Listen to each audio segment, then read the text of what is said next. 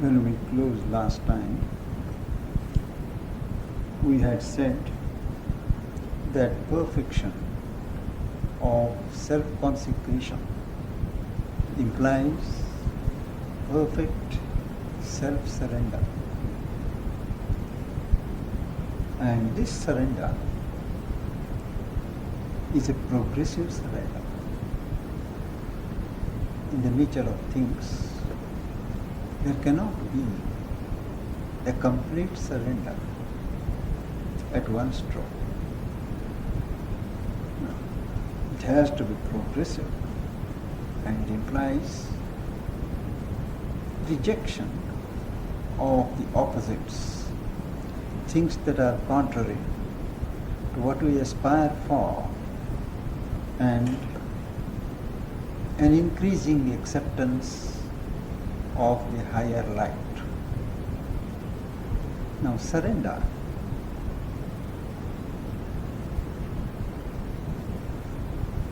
does not mean that we give up every effort,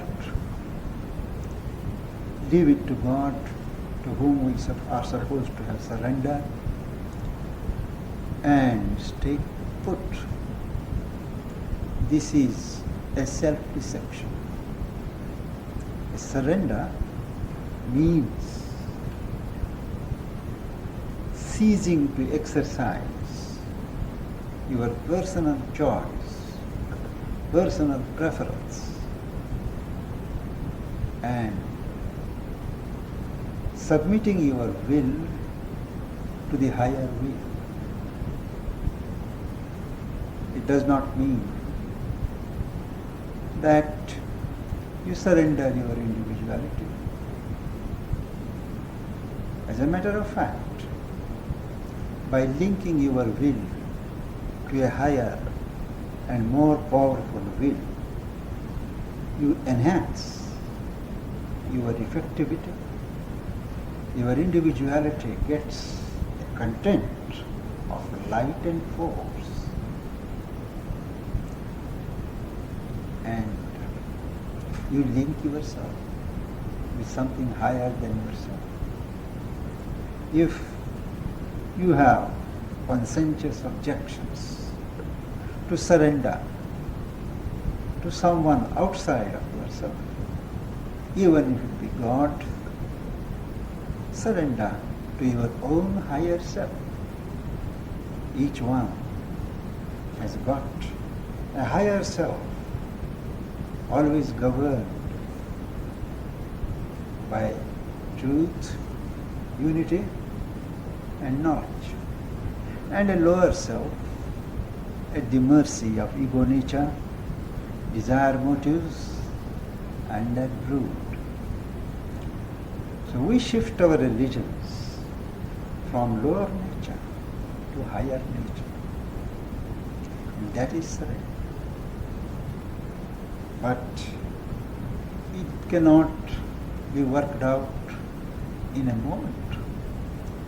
What is decisively done when we are very sincere in this matter is to take a central decision, a determination that hereafter I will not function according to the light of my limited mind, guided by ego and desire, but I shall try to attune my will to the divine will and be moved exclusively by that will. Now this central idea, willing, may take place in the mind or in the heart. That is only the center. But this decision has to be reached to all the members of the being. All the faculties of the being have to be trained to participate in this act of surrender. And that takes a long time, because each one of us has certain recalcitrant elements which refuse to toe the line. Even when we deny them, they hide themselves in what is called the subconscious. And when we are off guard, not very self-aware, they shoot up and fill the being with their chaotic, unruly atmosphere. And as has been said, destroy in a moment what has taken days and days to build. So it is a long process. We cannot always suppress. There has to be a rejection and not a suppression. Suppression is different from rejection. Suppression is you don't care what that part feels, but you just put a lid upon it. It seethes, it waits for its moment. Rejection is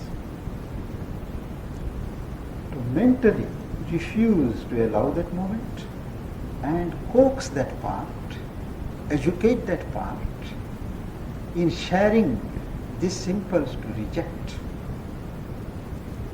And this takes a long time. Suppression, it may very well be that the initial movement is one of suppression, but thereafter it has to be moved into the posture, poise of rejection. And this surrender goes through 3 periods. First, what may be called an exclusively personal effort, concentration of the whole being on the divine. It does not mean that we ignore everything else. We learn to see the divine everywhere, in every activity, every moment. We learn to perceive the divine breath, and this fills the whole being with the idea, and afterwards the strength of the idea of the divine. Simultaneously, there has to be a catharsis of what is not the real truth. There is, for every truth, there is a corresponding falsehood. For every knowledge, there is a corresponding ignorance. For every upward movement, there is a downward dragging movement. So these lower movements, movements that distract, movements that deflect our central aim, they have to be weeded out mercilessly.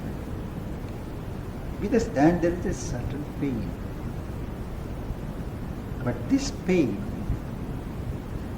when you reject things contrary to the divine truth, is a pain mingled with a certain satisfaction. One feels the pain, but immediately one has a certain satisfaction that the thing is over. This is what the Greeks call the catharsis, a psychological purification through a kind of suffering, a kind of pain. The second period is as the surrender progresses, the movement catches on, there is an increasingly purified and vigilant passivity. We can't always be active. too much personal effort, too much reliance upon oneself, too much activity on the lower basis veils the higher working and keeps one engaged in the lower rounds. So one moves into a certain attitude of passivity. Passivity inside, dynamism outside. And this passivity is a vigilant passivity, because one tends to be passive. When one starts being passive, one tends to lose the discrimination between to what we have to be passive to what we have not to be passive. There are many subtle hostile elements like power, greed, ambition, egoism. All these, they sail under false colors, the wrong passports, as they say. And a vigilant passivity detects the intruder the moment he comes in and throws it out. This is what is called an active surrender, not a passive surrender.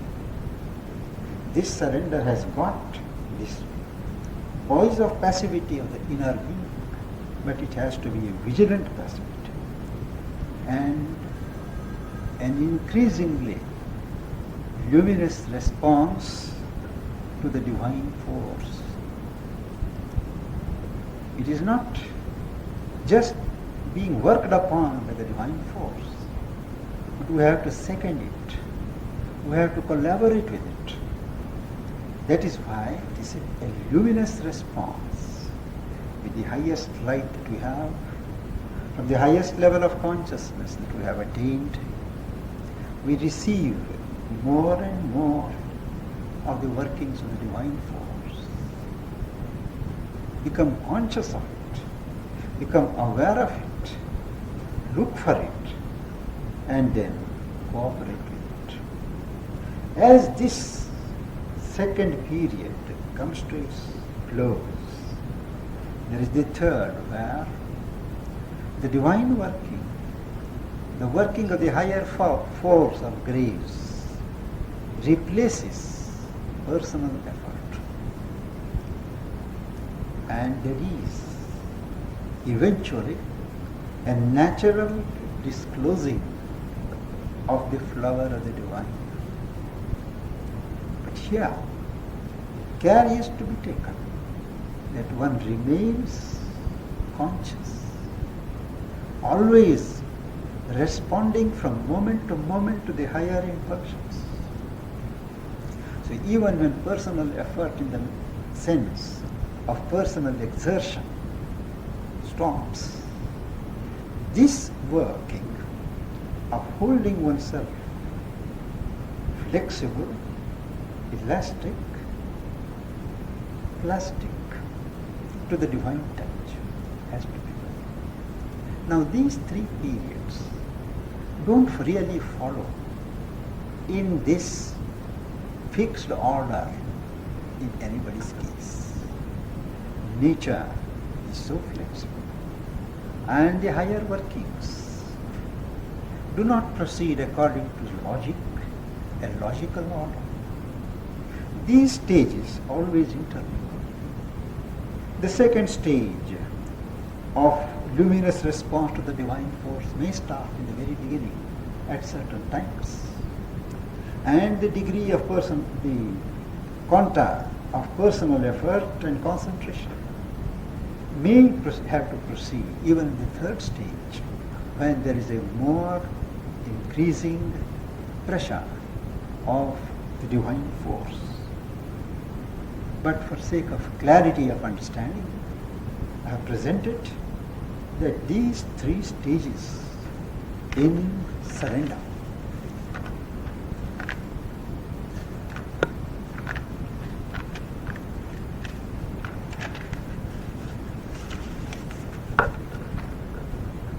surrender, as I said, has to be worked out in all the fields, on all the planes of our being. It is not enough that we have the will to surrender here or the aspiration to surrender in the heart. That determination has to be expressed, organized and worked out in the different fields of our life. For life is the field. Our proper field is not something beyond this earth's terrestrial existence, where we will be going one day, and for which this present life is a preparation. In our context, life is the legitimate field for human effort, and it is the field for the manifestation of God.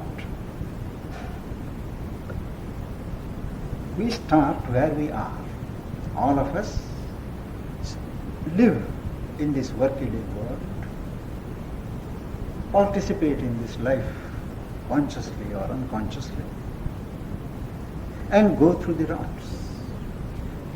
And we have, even those of us who are awake, what is called an inner existence, inner life, and an outer existence. The inner life may consist of thoughts, aspirations, cogitations, or deep feeling, sentiments, feeling of warmth towards others. But in our external activity, and between the external activity and the inner movement, there is a gap. We find ourselves doing things which our mind, higher mind, does not permit, saying things which our heart disapproves. Now this divorce between outer life and inner life has got to be ended. We have to work towards an integration of the inner and the outer existence. And this means a detailed self-giving. Self-giving not on principle alone, but worked out in each detail. Normally, our life is centered around the superficial ego. We have to shift that emphasis, shift the center of reference from the false self called the ego to the true self within. Change over from the fragmented, superficial life on the surface to a divine self-discovery. The outer life is not an ordered life at all. We are always buffeted on the sea of life by waves of circumstance, chance, contacts, impacts, and our life is compared to a crab. It doesn't go in a line. It will always have a zigzag movement depending upon our moods, depending upon our strength or weakness. This has to be replaced by a self-directed movement of evolution.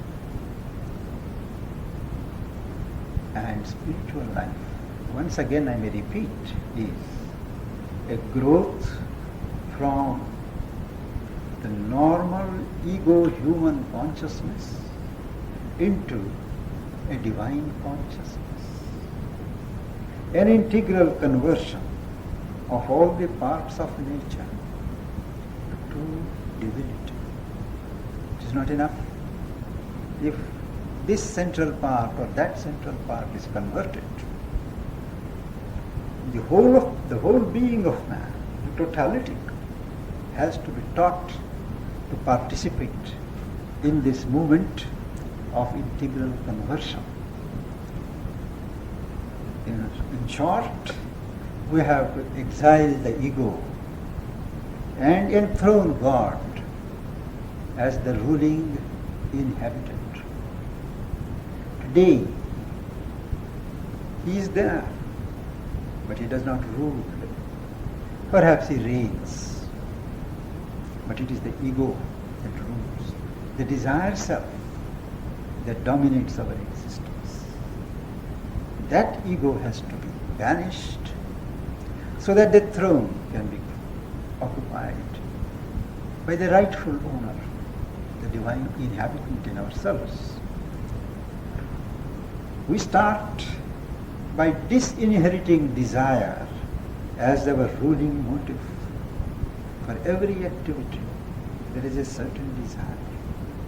And that work should go on, activity must go on. But the desire motive, that has to be weeded out. It is the desire motive that forges the bonds of life. If you do the work that is assigned to you in a spirit of expression of a divine consciousness or movement towards the divine without personal desire, that action cannot bind and will not bind. When we disinherit desire, what is the motive power? What is the spring power that enables us to work? There is, the sustenance is received from the pure spiritual delight of existence. Try as an experiment. Any work, weed out your personal element, throw out the ego, and work with intensity. Work with a certain attitude of dedication, and you will find joy in it. There will be what I call an unpaused delight. As you go on working, there will be this ebullition of joy. That joy, whatever the results, the joy of working, joy of putting forth energies towards a central purpose, a great purpose, in terms of the divine evolution in the universe. That joy is something different from what is called nowadays job satisfaction.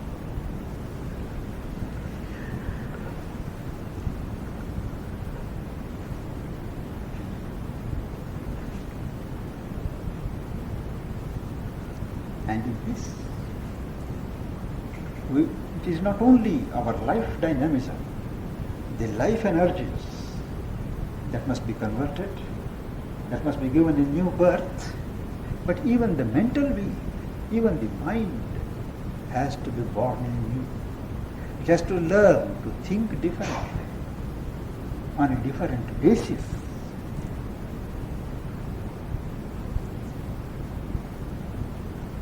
And that is where to work out this principle of surrender, consecration, shift the emphasis from the outer life to inner, but all this time taking care to integrate the outer and the inner. It is the yoga of works that comes first. Because before we think, before we feel aright, we work. And everybody has to work and does work. We have to learn to convert this scene of action, scene of activity, into a scene, into a field for our growth, and also an opportunity to express each day some breath of the divine throughout the day in your contacts with people, in the opportunities for work that come to you, in your striving for more and more perfection. Something of the divine qualities can be expressed and must be expressed, and that you can do only if you are aware, not working mechanically, under the drive of a ordinary impulse, but gear your consciousness to the divine being. Conceive of it. Nobody sees the being immediately. Conceive that there is an intelligence, there is a wisdom, there is a will, there is a being which is interested in you. In a sense, God is more interested in man than man in God. Because long before I have taken this form and come into a human shape, my soul, which has been growing from a spark, is being fashioned by Him to come up to His level. And He is interested, seeing, not just theoretically recognizing or admitting, but in practice, being aware, feeling that here is an occasion for me to commune with God through work. That's the attitude with which one starts the yoga of work, which means union with the divine in will and works, not only in knowledge and feeling. Is enough to conceive of God, to think what could be His qualities, in what way He functions. Easy also to have devotion for God, to deepen that devotion into love. Easy. But to become conscious of Him in work, reach out our spirit through work to Him, is a more challenging job, challenging task. And that is the surest way of changing our nature. As long as spiritual life was believed to be just a turning away of man from this world towards a divine existence somewhere, works had no importance. Works were looked upon as activities of people in ignorance, forging bonds of karma, and going on in the rounds of births and deaths. But we have gone far ahead. We no more conceive that to be the proper concern of spiritual life.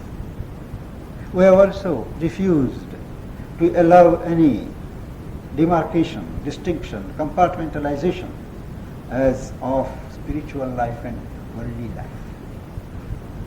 If matter is the robe of the spirit, and spirit the soul of matter, and it's towards that conclusion that all higher human thought is steadily moving, then this world is the destined place for the evolution, manifestation and establishment of the divine glory. Each one who awakes to the divine, opens to the divine, has a responsibility to utilize the opportunity given to him to serve this central and great purpose. It is selfishness in the extreme to work for salvation. I have always been repeating that the object of life is not salvation, but fulfillment. Fulfillment of the purpose of God. And this fulfillment lies in perfection of life. An entire perfection. And this perfection naturally includes liberation from lower nature. In many lines of spiritual life, liberation of the soul from nature is considered to be the goal. But for us, in a true sense, liberation can be only important, even a capital landmark in our journey towards God. Thereafter, that liberation becomes the basis for the working up of a free and higher consciousness in life. But we don't wait for liberation. Liberation comes in the nature of things as we proceed.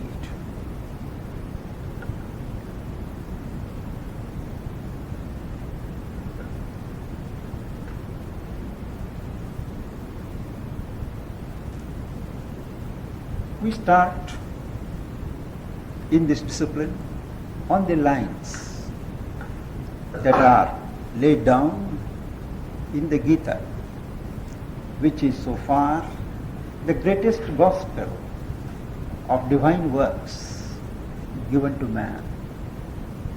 You all know the background of the Gita. The two hosts, one host of princes, 100 sons of a blind king, they are ranged on one side. They support falsehood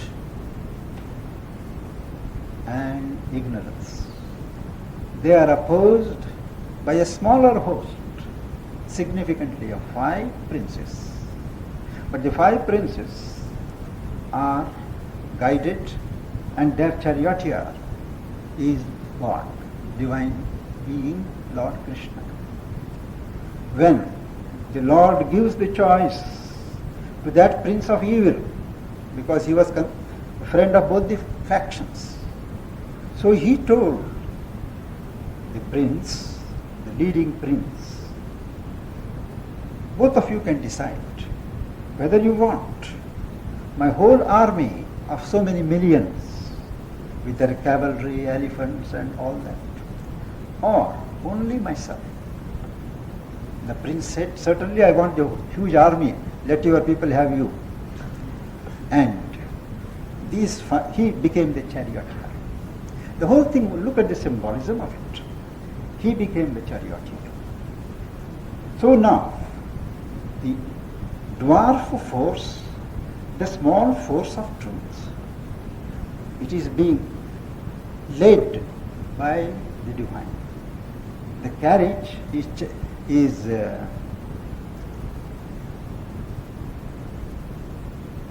driven by the Lord. A carriage always signifies, in spiritual symbolism, movement, a constant movement, no static feeling, dynamism. So the truth, in a little diminutive form, led by God, is moving to meet the adversary. The adversary is large, but 100 princes, all the dynasties subservient to the king have joined him, and all the 100 sons, the progeny is of a king who is blind. Ignorance is blind, closed to knowledge, and they refuse to give even 5 villages to the princes of the right. They said, we don't want the whole kingdom, give us only 5 villages, we are 5 brothers. Because once truth gets a foothold somewhere, truth is confident that it can spread itself. But these people are very clever, they say no. And on the appointed day, the hosts are ranged. So, first, the charioteer drives that representative of humanity, Arjuna, who wields a divine bow which he has received from the gods for this destined battle. And he tells him, drive the chariot and let me see the hosts. He stands there. They blow the conch. There are return blowings of conch from the other side. The whole atmosphere is filled with war cries. And people are impatient. Just then, Arjuna looks at the host, sees his own teachers, sees his own elders, sees his relatives, friends, all of them ranged. And he wonders, I am to kill them. He is overcome by depression. He is confused. So he turns to Krishna, Lord Krishna, and tells him, that I cannot fight. What's the meaning in my fighting? My own superior, my own seniors and elders. What for? Even if we win, what joy has that kingdom without these people? And once there is this breakdown in a war of the social order, all our standards, all our laws will go low. There will be confusion, and I do not want to follow it. It's better that I am sent to hell. I do not want these blood-stained enjoyments of heaven. So saying, he drops the bow. It was at that dramatic moment when Arjuna is confused by so many duties. His duty as a warrior to defend the truth, put down evil. His duty as a family member, to the elders. His duty to the teachers who are on the opposite side, from whom he has learned the art of warfare. His duty to the country, his duty to society, his duty to God, his duty to his own people. He's confused, he loses his bearings, and he refuses to fight. But when he turns to the Lord saying that I am confused, I surrender myself to you, and you guide me. Shadimam Tvam Prabal. Surrendered as I am to you, you guide. It is there that Lord Krishna gives this doctrine, which has many connotations. It is the first attempt during those years of human history where a conscious synthesis was made and man was given the way and the direction how to synthesize knowledge, devotion, works, how also noble conceptions like renunciation, peace, desirelessness had taken on wrong meanings. How it is not possible for a man, for any creature on earth, to be without activity. Even when we don't physically do any activity, mentally, vitally, psychologically, we go on doing something. That is also action. Even if that were stopped, even the act of your breathing, it is action.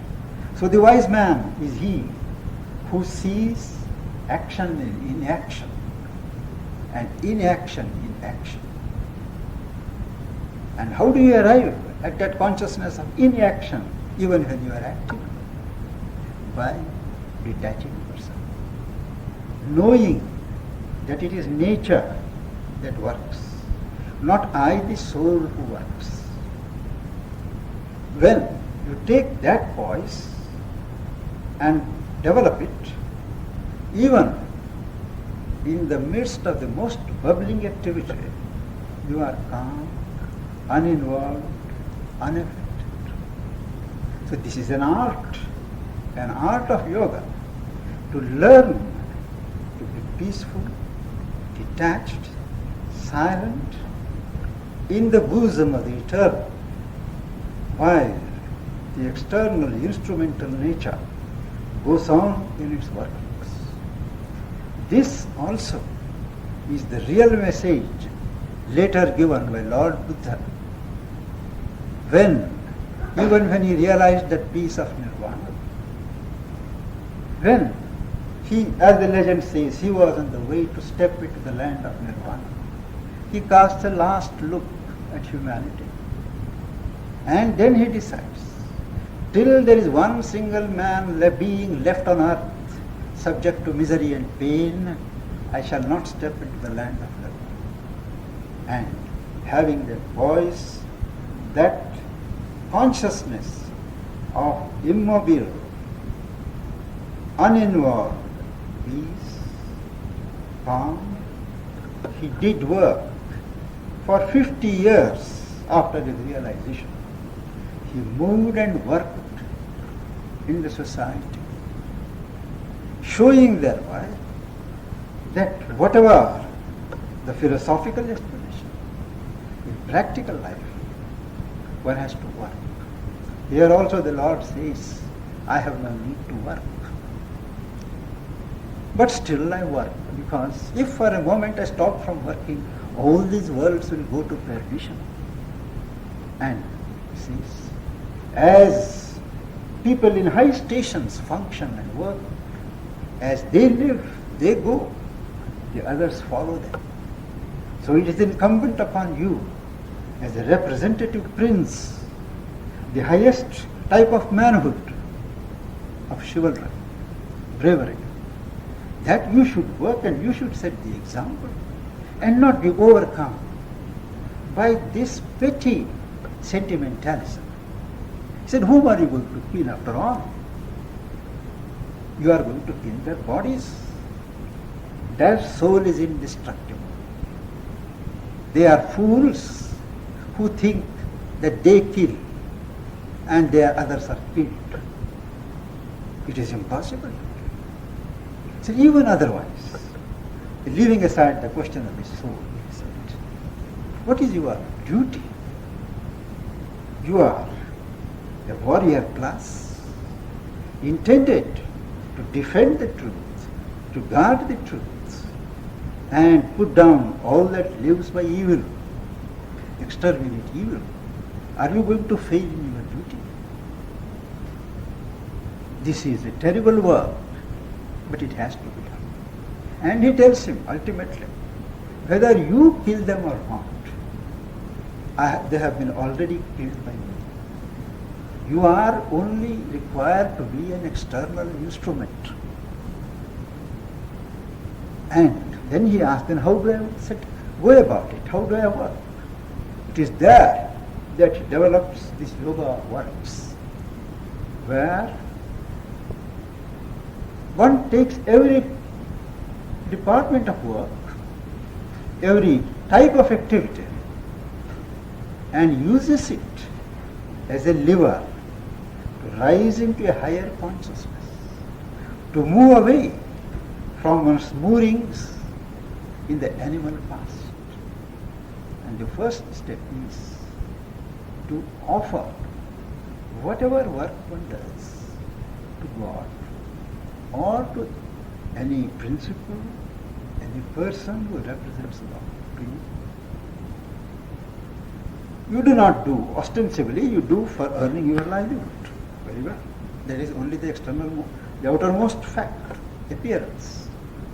But if you offer it, it acquires a new significance. It becomes something sacred. That is why they say consecrated.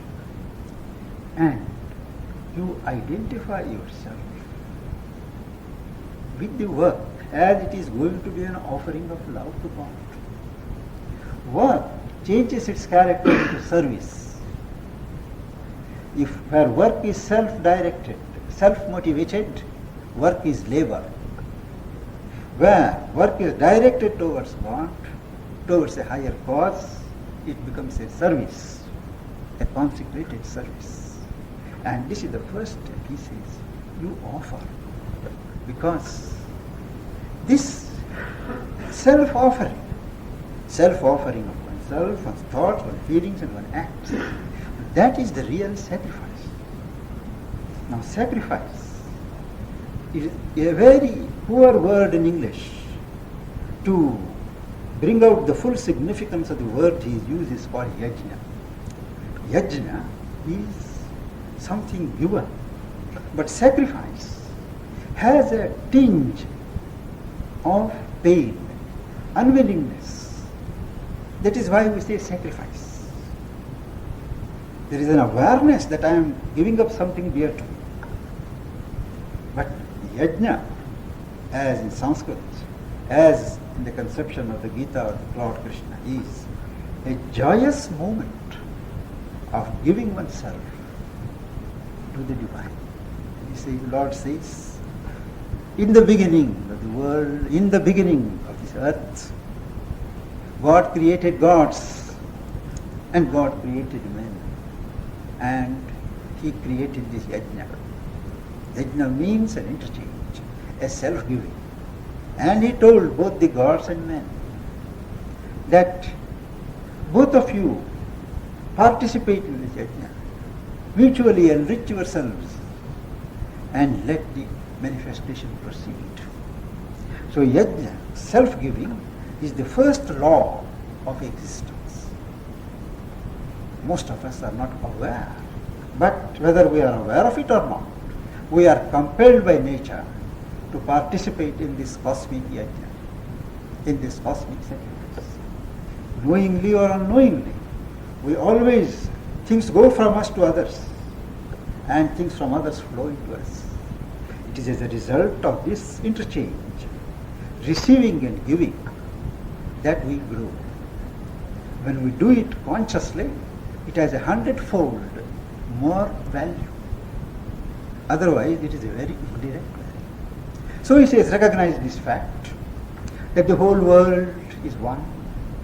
There is one truth and one Lord, and all action is a means of outpouring of one's activities. You raise the standard of works, quality of works, by offering it to God. So long we offer it to ourselves, it is a wrong accountanship. We offer our effort to our own ego, and that is why we suffer. If we go to the right law of living and offer it to something higher than ourselves, God represented in a cause, well, there is the joy of work. And it has been said in an epic that there all work was play, and play the only work. This play is the play of joy. Every moment there has to be an attitude of offering. It is not that every moment meant.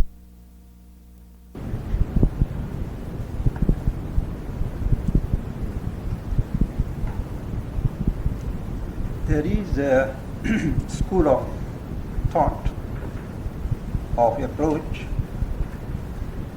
which would rather postpone the subject of works till after illumination. They say that whatever work you may do when you are in ignorance, the works will be tainted. They will only forge fresh bonds of bondage. So when we are liberated in consciousness, when the mind is illumined and the heart is lit aglow by love, it is then that we can take up works for the world, God's work in this universe, and things will be better that way. What actually happens is, even that central realization, illumination, takes a long time.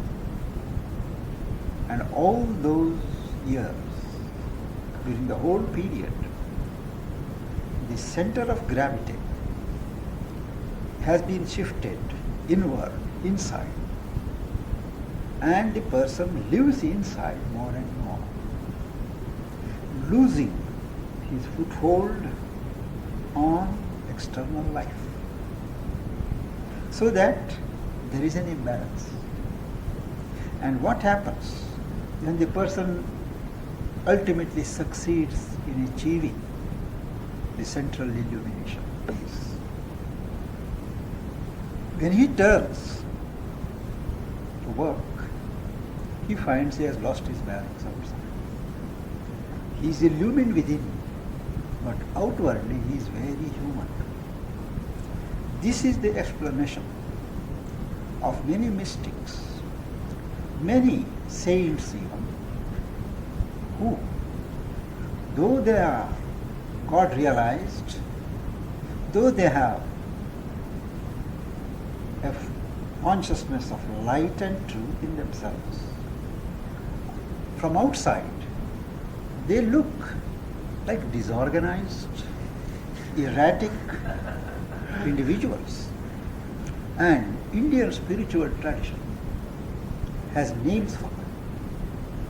One is, such a person is jadavat, that is, outwardly is inert. Those persons will just lie in one place and will not move.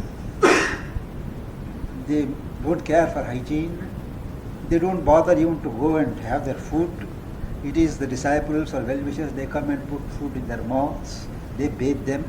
But these people are just stay like stones because they have lost that connection between the outer and the inner. There are some others who are in this category, unmattavat, that is intoxicated. The balance has been so much disturbed that they behave outside as if they are inside. Imagine every thought that passes in our mind, every feeling that is felt in us, supposing it is concretized, what pictures of pity we would be. But these people, they live like that, and that is why they are erratic, unruly, unpredictable. But all the while, inside they have more knowledge. But when it comes to outer expression, outer activity, they are like those who are intoxicated. Third, there is another category. Inside one may be very wise, luminous, but in outer activity, they are like children. That is a third category, balavat, like a child. They will behave like a child, function like a child, and don't fit in anywhere. That is why it is insisted that we should never lose our contact with the world, touch with the world, our grasp of things, and the hold that our nature has upon life. It has always to be respected. What is required to be done is to elevate that contact, that communion has to be elevated, has to be invested with a new significance.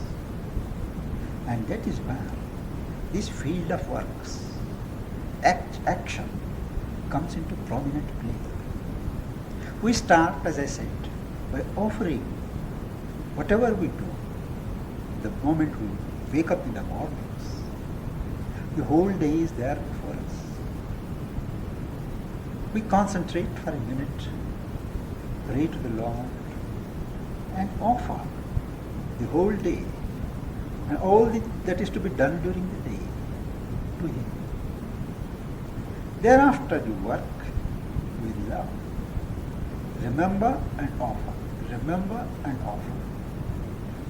When you start the work, you remember mentally and offer. Now and then during the course of the work, you take off for half a minute. Remember and so that there is a continuous contact. You are not completely forgetting yourself in the mechanics of works.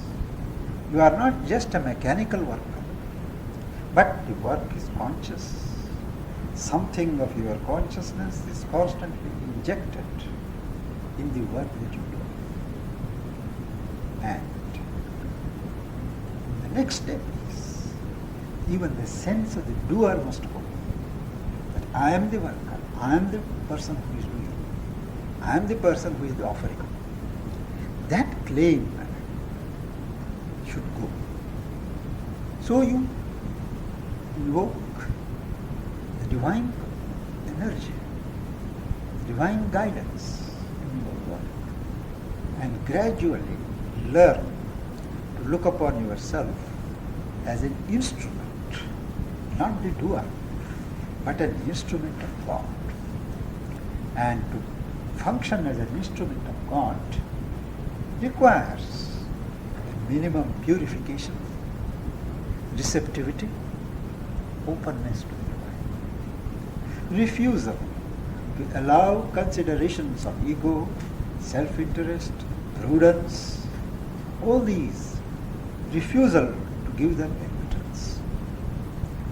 And this feeling of being an instrument, as you really participate in that moment, gradually, even the sense of being an instrument falls off and you get identified in the central part of your consciousness with the divine.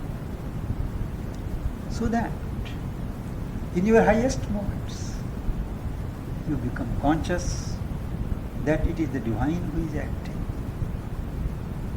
You are only the outer form. Now all these three stages you do, you develop an attitude of equality. Equality towards the results, equality towards the world. You have no more preference that things should happen this way or that way. You look only to God. And there is a growing sense of oneness with God.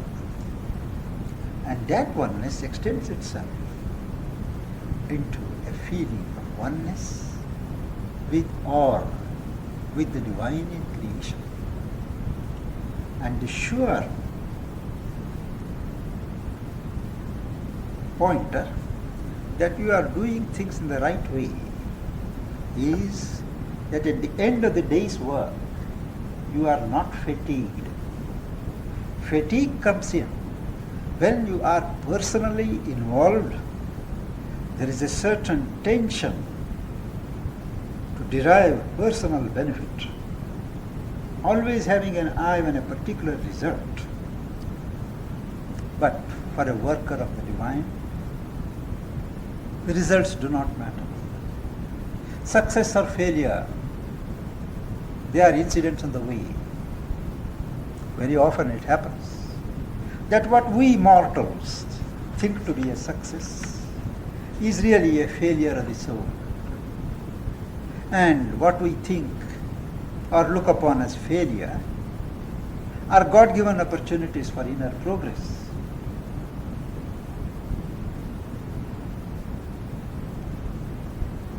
Very often, it is our failures that ensure our success, ultimate success. Because if we were to succeed in everything that we do, there would be no urge or spur to improve ourselves, to examine ourselves, find why we have failed. Instead of that, there is a false complacency, a sense of pride, vanity, that whatever I do is successful. So, Mother used to say that success is a greater test than failure.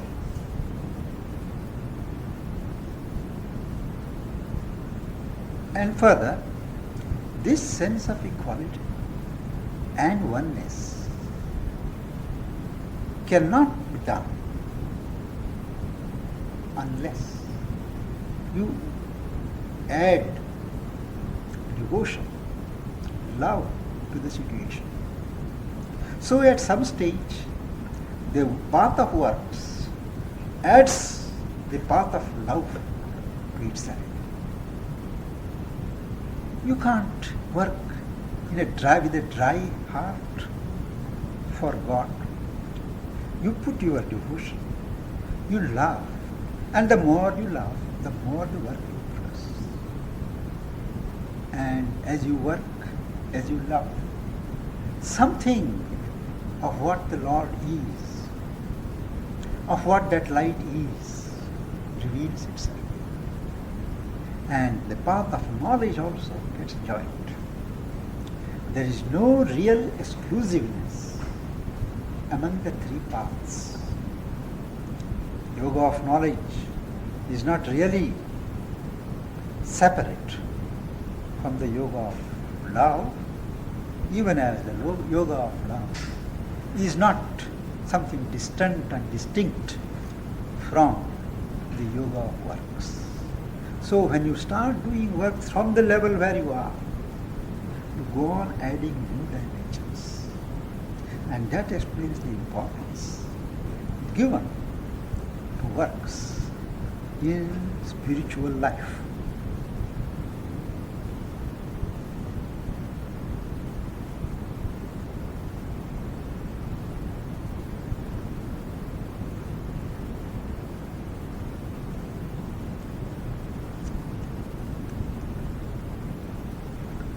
The result is there is inside a dynamic identity with an inner presence and an absolute surrender to the divine guide and Lord.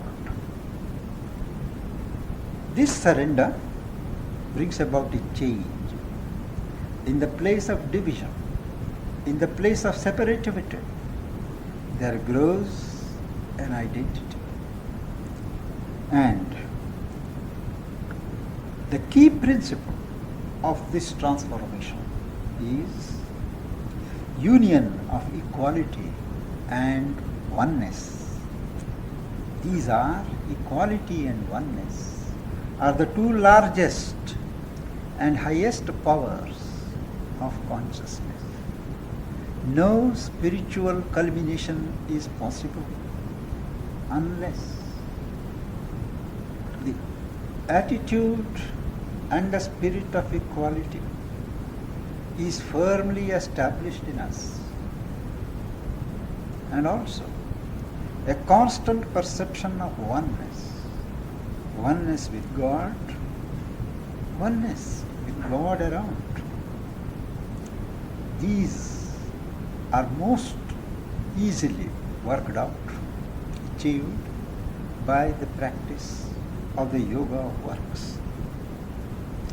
There is also an unreserved acceptance of the divine as our inner self and spirit. Our external personality is only a projection of the inner spirit, projection into the realms of evolution. The personality changes from birth to birth. The personality can change even within one birth when one does such psychological transmutations. And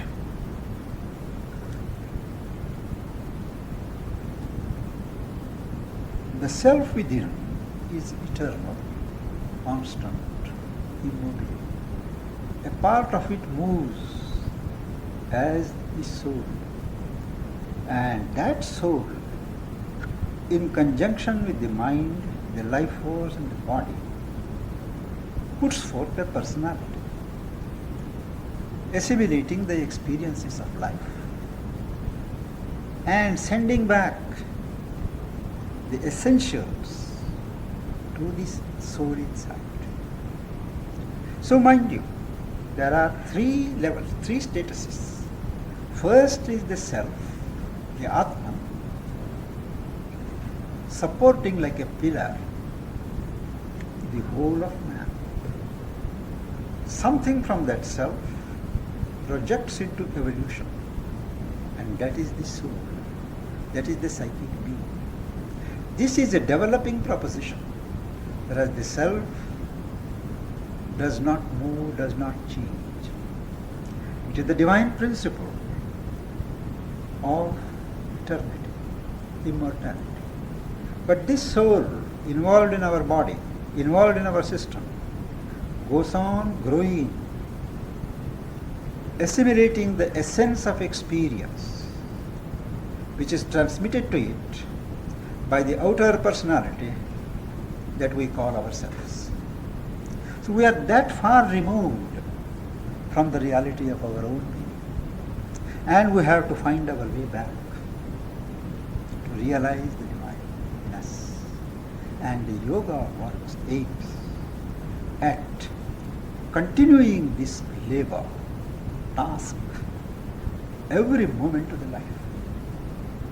not just when one prays or one meditates, but in day-to-day life. From a divine point of view, whatever the work is immaterial. The work of a mechanic, the work of a sweeper, the work of a surgeon, the work of a poet and an artist. From a divine point of view, they are all equal, outpouring of energy at different levels. It is we who, in our ignorance, who make a qualitative difference, saying that this is small work and that is big work. That is white collar work and this is no collar work. Now these are human distinctions, as usual, full of ignorance. All work, once you start dedicating it to God, all work acquires a spiritual and a holy character. It opens a way on the level where you live and function. And it is the inner renunciation of desire that leads to equality. It is not external renunciation of the world that can achieve anything. It is not external giving up of works that can lead you ahead. It is an inner renunciation of desire. Work you continue to do, but without a desire. Inwardly, you renounce your claim for the fruit of works, your claim for the choice of work, and this leads to a certain equality of consciousness, accomplishes the surrender, delivers from ego, and brings oneness. This oneness is to be in dynamic force, not merely in static peace. It is not that when we withdraw from the world and retire into ourselves, we feel a oneness with everybody. When you are in the midst of action, on the scene of action, this oneness must be felt. Dynamic activity based on still passivity. Inside must be still, passive. But outside, there must be dynamic activity. The largest possible action based upon immobile calm. That is why where works act as a bridge between the world and God, between matter and spirit, between man and his creator. We shall continue next session. Any questions?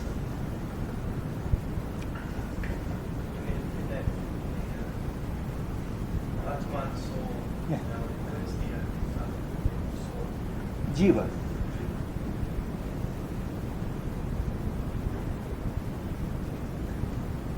Or Purusha.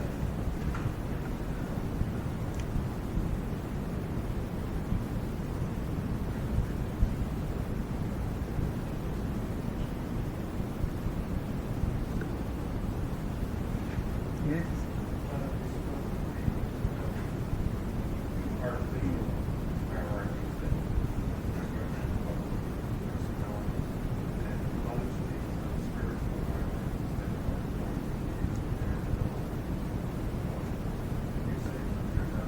The hierarchy is in consciousness. I am in the second step of the ladder, another person is at the fourth step of the ladder. The hierarchy is there. At your capacities in consciousness, but not in this external works. There has to be, if evolution is a fact, it means there will always be different grades and steps of humanity, different levels of consciousness. Even if, God forbid that, if tomorrow USSR establishes its rule over the world and makes all of us dress equally, have equal resources, equal citizens, everything. Forced equality on everywhere. Still, in consciousness we will be different from each other. They can't do that. Neither a Stalin nor a Hitler, cannot bring uniformity in consciousness. So this hierarchy continues there. But it is not a permanent and a stationary hierarchy. It is a dynamic hierarchy. If I am here today, tomorrow I can be there. My position tomorrow in that hierarchy will change. So it is a moving, mobile hierarchy.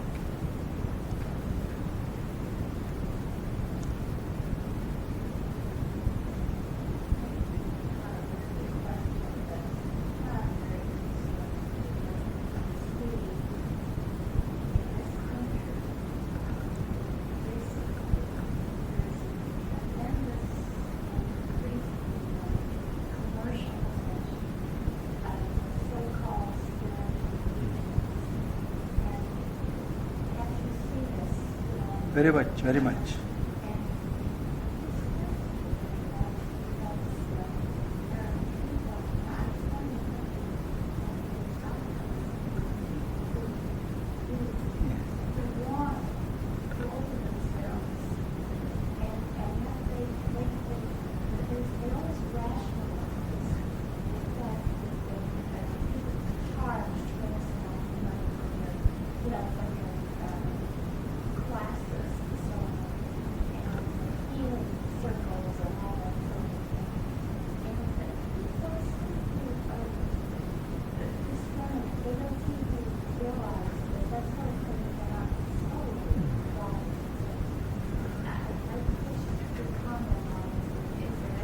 Yeah.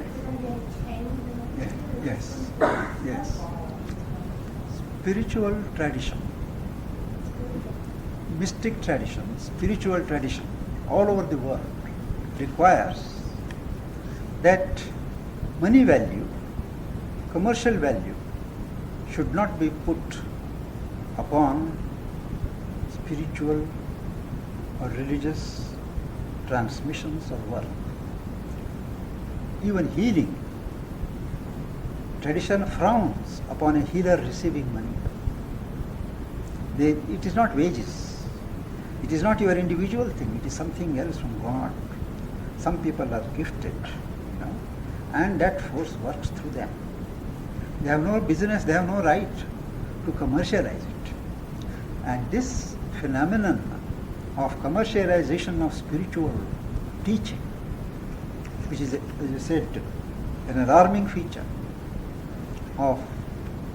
in America today, is really an attempt by the adversary, Antichrist, to seize the situation.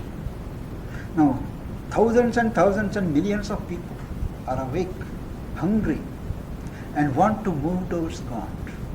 They are disillusioned by materialistic self-sufficiency. They find a gap. And there are millions who turn towards God. The adversary is disturbed that from his kingdom, so many are going into the kingdom of God. So he corrupts the people who bring the divine message, or through whom God sends the message originally. They are corrupted, and money as a factor comes in. But this can only be a passing phenomenon. As the element of truth increases in a situation, as the right type of people appear and put across the teaching, slowly the position of these commercializers will be undermined. And there are already signs for objective observers of a weakening of this trend. People are waking up, and the word Guru itself has become an anathema. It is good, and people are now trying new tricks, to perpetuate their exploitation. but it is purely and entirely a mischief of the adversary, which cannot last long. Within 10 years, all these people will have been weeded out, and only the truths and the ways leading to truths will stay. I have that confidence, I have that assurance that such fine people, like children towards before God, they will not be allowed to be exploited too long. Yes. It may take place earlier. I am putting it at the widest.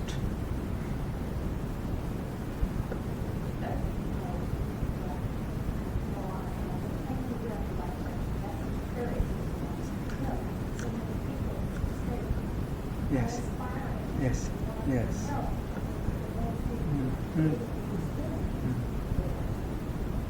Yes, you are asking me a question.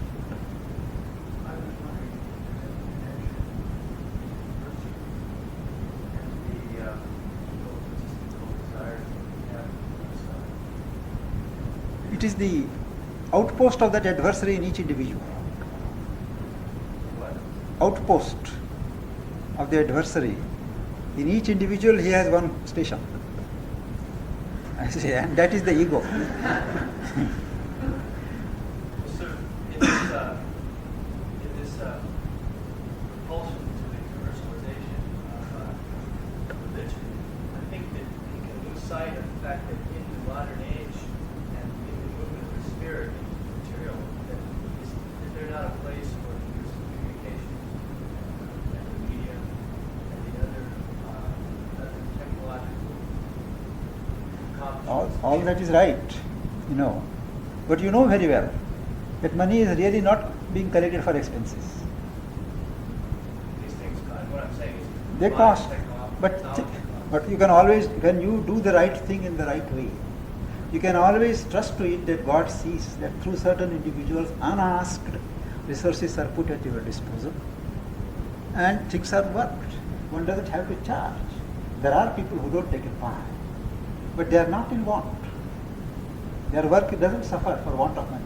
When I left India last year, I was told, when the Americans offer money to you or give, don't refuse. I said, why? Why should I sell knowledge? I'm not an earning member of society. And he said, no, if you teach without money, Americans will have no value for it. And they will say it is trash. The more you charge, the more people will come to you. Then I said, my way, I know my way, and I will not be a part of that. But these are certain wrong notions. They are spread.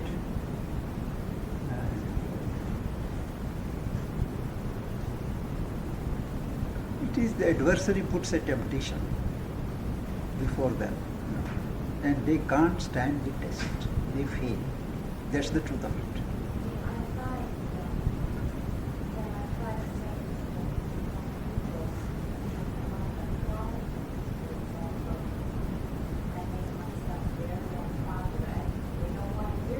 Yeah.